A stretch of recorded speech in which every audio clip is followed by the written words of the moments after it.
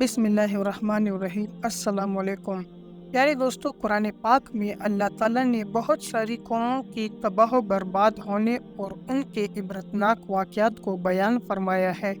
انہی تباہ و برباد ہونے والی قوموں میں سے کچھ لوگ ایسے بھی تھے جن کے سامنے اللہ تعالیٰ نے کئی ساری قوموں کو ہلاک کیا اور اپنے عذاب کے اندر مبتلا کیا، لیکن اللہ تعالیٰ نے ان لوگوں کو اس عذاب سے محفوظ رکھا۔ اللہ تعالیٰ کے عذاب سے بچنے والے یہ چند لوگ جن کو اللہ تعالیٰ نے قرآن پاک میں اصحاب الارض کے نام سے مخاطب فرمایا ہے، ان لوگوں نے اپنی قوموں کے ہلاکت اور بربادی کو دیکھنے کے باوجود انبیاء کرام کو قتل کیوں کیا، اور اللہ تعالیٰ کے عذاب کو دیکھنے کے باوجود یہ لوگ کفر و شرک اور بت پرستی کے اندر مبتلا کیوں ہوئے۔ اور جب اس قوم کے لوگوں نے اللہ تعالیٰ کی حدود کو پار کرنا چاہا تو اللہ تعالیٰ نے اس قوم کا کیا حال کیا اور ان کو کیسے عبرتناک موت دی اور ان کا دردناک انجام کیا ہوا۔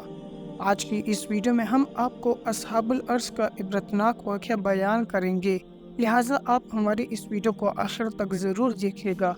پیارے دوستو، اصحاب الارض ایسے لوگ تھے جن کو اللہ تعالیٰ نے بہت سی نعمتوں سے نوازا تھا، نہ صرف نعمتوں سے بلکہ ان کے سامنے کئی ساری قوموں کو ہلاک کیا، لیکن ان لوگوں کو اپنے عذاب سے محفوظ بھی رکھا۔ اصحاب الارض کون تھے اور ان کا تعلق کس قوم سے تھا، اس کے متعلق مختلف روایات ملتی ہے۔ بعض روایات کے مطابق اصحاب الارض کا تعلق قوم سمود سے تھا، جن کی طرف اللہ تعالیٰ نے حضرت صالح علیہ السلام کو مبعوث فرمایا تھا۔ قوم سمود دنیا کی دوسری سب سے طاقتور اور قدآور قوم تھی۔ یہ قوم اللہ تعالیٰ کی وحدانیت کو چھوڑ کر کفر و شرک اور بت پرستی کے اندر مبتلا ہو چکی تھی۔ اس کی ہدایت کے لیے اللہ تعالیٰ نے حضرت صالح علیہ السلام کو مبعوث فرمایا، لیکن قوم سمود نے اللہ تعالیٰ کے نبی حضرت صالح علیہ السلام کی نافرمانی کی اور اللہ تعالیٰ کی بھیجی ہوئی اونٹنی کو قتل کر دیا اور خود ہی اللہ تعالیٰ کے عذاب کو طلب کرنے لگے، تو اللہ تعالیٰ نے قوم سمود پر اپنا دردناک عذاب نازل فرمایا اور اس قوم کو صفحہ ہستی سے مٹا دیا۔ قوم سمود میں سے چند لوگ ایسے تھے جو اللہ تعالیٰ کے اس عذاب سے بچ گئے، اور عذاب الہی سے بچنے والے ان لوگوں کو اصحاب الارض کہا جاتا ہے۔ ان لوگوں کی تعداد تقریباً 4000 کے قریب تھی۔ عذاب الہی کے بعد یہ لوگ حضرت صالح علیہ السلام کے ساتھ ہجرت کر کے حجر موت کے مقام پر آباد ہو گئے۔ وہاں ایک کنویں کے قریب ان لوگوں نے اپنی زندگی گزارنا شروع کر دی۔ اسی مقام پر حضرت صالح علیہ السلام کی وفات ہوئی۔ ان کی وفات کے بعد یہ لوگ گمراہی کے اندر مبتلا ہونے لگے۔ اس قوم کا ایک سردار تھا جو انتہائی نیک دل اور اچھا انسان تھا۔ یہ لوگ اس کی بہت عزت و احترام کیا کرتے تھے۔ ان لوگوں کے سردار کی وفات کے بعد یہ لوگ بہت زیادہ غمگین اور رنجیدہ رہنے لگے۔ چنانچہ شیطان نے ان لوگوں کو گمراہ کرنے کے لیے یہ چال چلی۔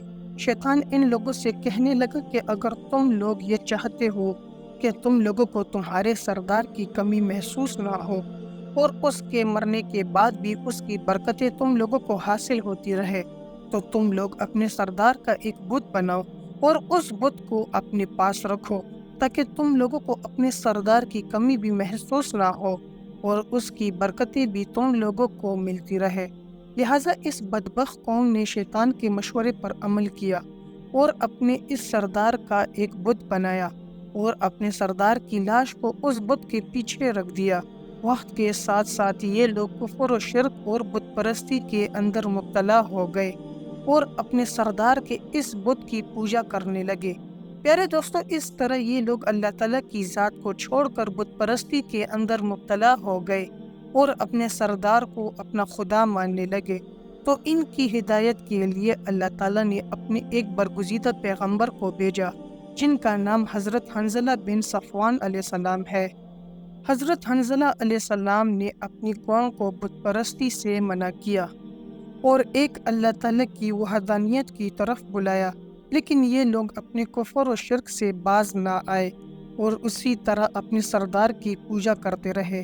حضرت حنظلہ علیہ السلام بار بار اپنی قوم کو حق کی طرف بلاتے اور اللہ تعالیٰ کی عبادت کرنے کا حکم دیتے، لیکن یہ قوم اپنے کفر و شرک سے باز نہ آئی اور حضرت حنظلہ علیہ السلام کی تبلیغ سے تنگ آ گئی، اور تنگ آ کر ان لوگوں نے یہ فیصلہ کیا کہ وہ حضرت حنظلہ علیہ السلام کو معاذ اللہ قتل کر دیں گے۔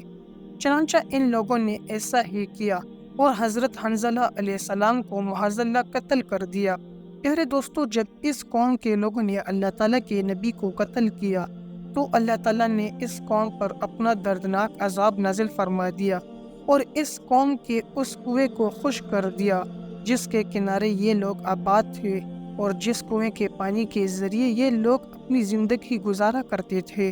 جب اللہ تعالیٰ نے اس کنویں کے پانی کو خشک کر دیا تو ہر طرف قحط سالی پڑ گئی اور ان کے کھیت اور باغات خشک ہو گئے۔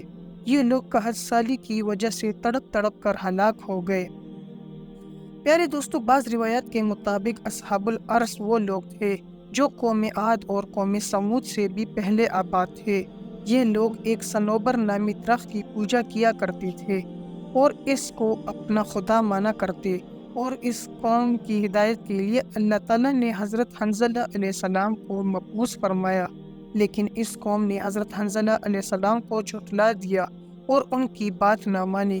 بالآخر تنگ آ کر اس قوم نے حضرت حنظلہ علیہ السلام کو معاذ اللہ قتل کر دیا، اور قتل کرنے کے بعد اللہ تعالیٰ نے اس قوم پر اپنا عذاب نازل فرمایا اور اس قوم کو ہلاک کر دیا۔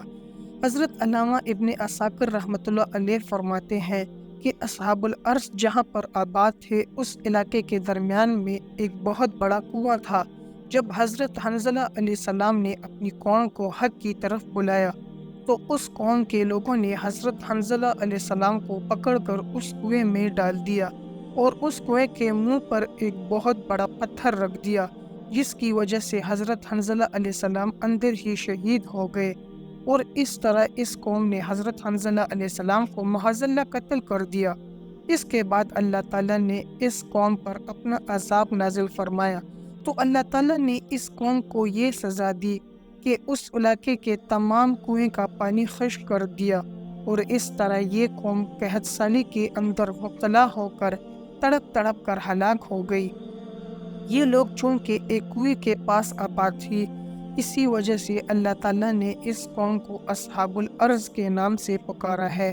اصحاب الارض کا ذکر اللہ تعالیٰ نے قرآن پاک میں 2 مقامات پر ارشاد فرمایا ہے، جیسا کہ اللہ تعالیٰ نے سورہ فرقان میں ارشاد فرماتے ہیں، اور عاد اور سمود اور اصحاب الارض کو اور ان کے بیچ میں بہت سارے ساتھ والوں کو ہم نے سب سے مثالیں بیان فرمائی اور ان پر اپنا عذاب نازل فرمایا اور ان کو ہلاک و برباد کر دیا۔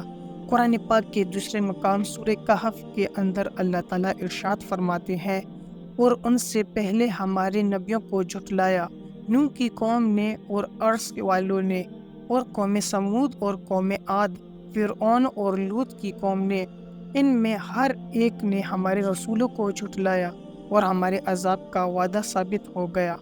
پیارے دوستو، اللہ تعالیٰ نے اصحاب الارض کا ذکر قرآن پاک میں نشان عبرت کے طور پر کیا ہے تاکہ لوگ ان کے واقعات سے عبرت حاصل کریں اور اللہ تعالیٰ کی نافرمانیوں سے باز آ جائیں۔ جی تو پیارے دوستو، ہم امید کرتے ہیں کہ آپ کو ہماری آج کی ویڈیو پسند آئی ہوگی۔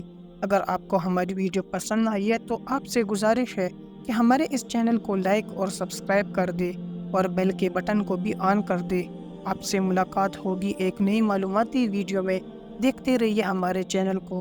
آخر میں اللہ تعالیٰ سے دعا ہے کہ اللہ تعالیٰ ہمیں اچھے کام کرنے کی توفیق عطا فرمائے اور ہمارا خاتمہ ایمان پر کرے۔